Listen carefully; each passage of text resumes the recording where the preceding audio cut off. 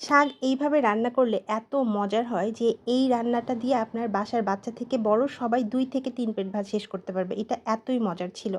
১ম এ ব্লেন্ডারে পেঁয়াজ, রসুন, কাঁচামরিচ দিয়ে হালকা বেটে নিয়েছি। মানে দানা, দানা রেখে বেটেছি, একদম মিহি করিনি। এরপর ফ্রাইং প্যানে তেল দিয়ে একটা শুকনো মরিচ দিয়ে কয়েক সেকেন্ড ভাজার পর এখানে আমি দিয়ে দিলাম বেটে রাখা পেঁয়াজ, রসুনগুলো। পেঁয়াজ, রসুন দিয়ে হালকা বাদামি কালার করে ভেজে এখানে দিয়ে দিচ্ছি চিংড়ি মাছের শুঁটকি। শুঁটকির নির্দিষ্ট পরিমাণে যে পরিমাণ ইচ্ছে দিতে পারেন। দিয়ে শুঁটকিটা দিয়ে কয়েক মিনিটের মতো শুঁটকিটাকে ১ম এ ভেজে নিলাম। এরপর এখানে হলুদ, মরিচের গুঁড়া আর লবণ দিয়ে শুঁটকিটাকে আরও কিছুক্ষণের জন্য রান্না করলাম।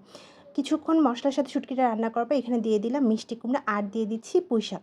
পুঁই শাকের পরিবর্তে যেকোনো শাক দিয়ে রান্নাটা করতে পারেন। যেকোনো শাক দিয়ে এটা খেতে অনেক বেশি মজার হয়। সামান্য একটু পানি দিয়ে ঢেকে দিব একদম সেদ্ধ হয়ে আসা পর্যন্ত। ভালোভাবে সেদ্ধ হয়ে গেলে ঢাকনাটা উঠিয়ে এখন যেটা করতে হবে নেড়েচেড়ে এটাকে একদম শুকনো করে নিতে হবে। পানিটা শুকিয়ে উপর থেকে একটু তেল ছাড়লে এবং এরকম মাখা, মাখা হলে তবে এটাকে নামিয়ে নিতে হবে।